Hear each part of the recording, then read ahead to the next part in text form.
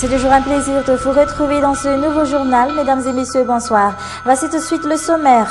Les taxis de la capitale font encore parler d'eux. Un accident grave s'est produit à Amboipou, causé par un taxi B de la ligne 164. Le véhicule a fauché 6 passants, grièvement blessés.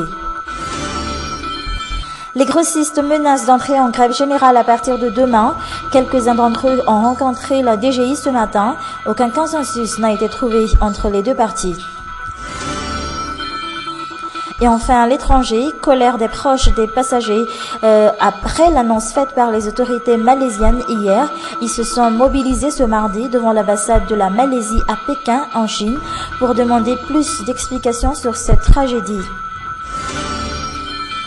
Et en parlant de tragédie, ce n'est pas une grande tragédie, c'est la réaction de Moscou à l'annulation par les dirigeants occidentaux du G8, prévu se tenir à Sochi, en Russie.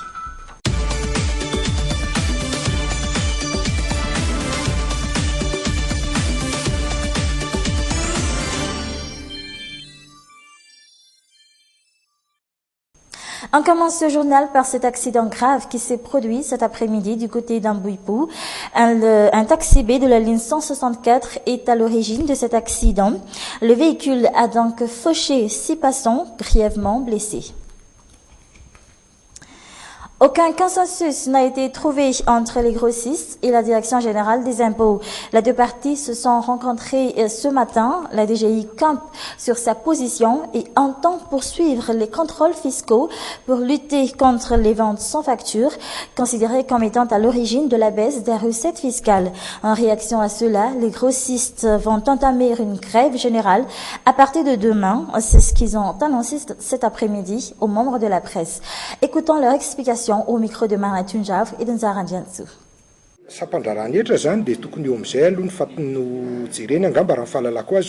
La Direction générale des impôts doit d'abord commencer par élargir l'assiette fiscale pour qu'elle sache à quel moment elle doit faire les recouvrements fiscaux. J'estime que pour l'instant, ils doivent s'en tenir aux contrôles fiscaux. Mais ils doivent aussi éduquer les gens à propos des impôts et après reprendre le recouvrement fiscal.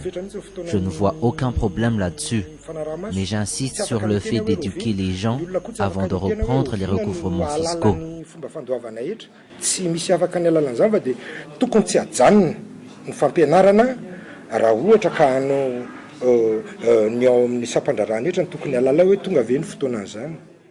En politique, plusieurs dossiers chauds attendent les membres de la Haute Cour constitutionnelle, entre autres celui du cas du bureau permanent de l'Assemblée nationale.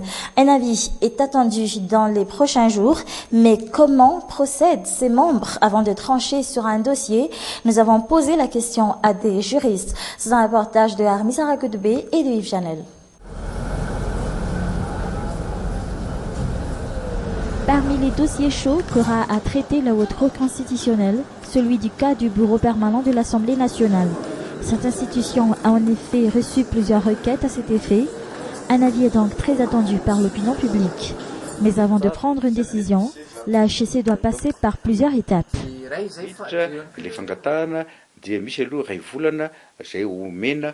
Après réception de la requête, la HCC donne un mois à l'autre partie pour déposer également sa mémoire en défense. Mais le premier peut aussi par la suite déposer une réplique dans un délai de 15 jours. Et ainsi de suite, chaque partie dispose de 15 jours pour déposer sa réplique. Une fois l'échange de mémoire terminé, on parle de mise en état du dossier. Puis, le président de la HCC fixe la date du procès sur ce dossier. La loi exige qu'un mois après l'introduction du dossier, dans la liste des dossiers à traiter, la HCC doit rendre son verdict. À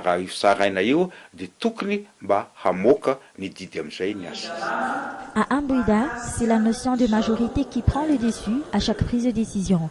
Mais comment procède-t-il en cas de parité?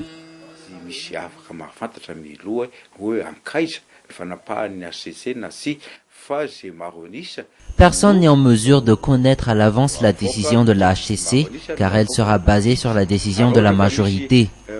Et en cas de parité, l'avis du président de la HCC est retenu à la fin. C'est ce qu'on appelle une voix prépondérante.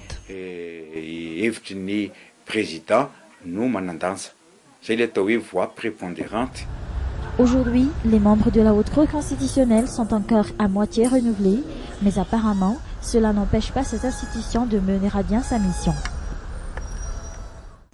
À l'approche de la commémoration de l'insurrection de 1947, de nombreuses archives relatant les moments forts de cet événement tragique dans l'histoire de Madagascar sont exposées depuis ce matin au RMA d'Analakili. Sur une initiative des forces armées malgaches, l'exposition durera pendant une semaine.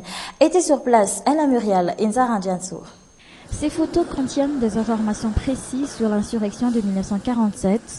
Y est notamment abordé le parcours du lieutenant Ranjamarmanan Albert, militaire au sein du régiment mixte de Madagascar en 1947. Selon les historiens, il menait le front des combattants nationalistes. Et voici son plan, finement préparé et prêt à être exécuté dans la nuit du 29 mars 1947. Comme le lieutenant Ranjamarmanan Albert, beaucoup de militaires malgaches étaient de fins stratèges à l'époque. Parmi eux, on peut citer le maréchal Lewana Philippe. Notre premier tireur d'élite s'appelait maréchal Lewa Philippe. C'était le meilleur tireur d'élite des combattants africains. Nul ne pouvait le défier.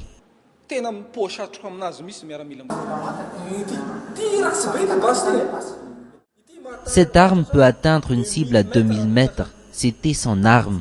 Et même jusqu'à maintenant, nous utilisons encore cette arme. En ces temps-là, un tireur malgache pouvait atteindre sa cible positionnée à plus de 800 mètres. En 1947, de nombreux colons sont tombés sous les balles de nos tireurs d'élite. Il y a eu ce général dénommé général Kalak André. Les Français l'ont même surnommé Robin des Bois des temps modernes. Ce général pouvait tirer sur ses ennemis, des militaires français, à plus de 600, voire 800 mètres de lui. On peut être fier d'eux. Ils ont vraiment combattu pour la patrie.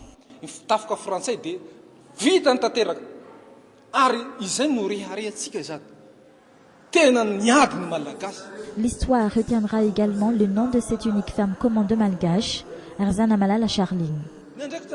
Arazana Malala Charline avait pour mission de couper l'électricité à Fianarantsoa. L'électricité devait être coupée à Fianarantsoa le samedi 29 mars 1947. Elle combattait auprès de tous ces hommes. Elle leur aidait à transporter des rondins de bois. Et elle a réussi, car l'électricité était coupée là-bas, sauf pour Antananarivo. Voilà le courage des femmes lors de l'insurrection du 29 mars 1947. À défaut de chiffres officiels et exacts, on estime le nombre de combattants nationalistes très actifs entre 1947 et 1948 à plus d'1 500 000.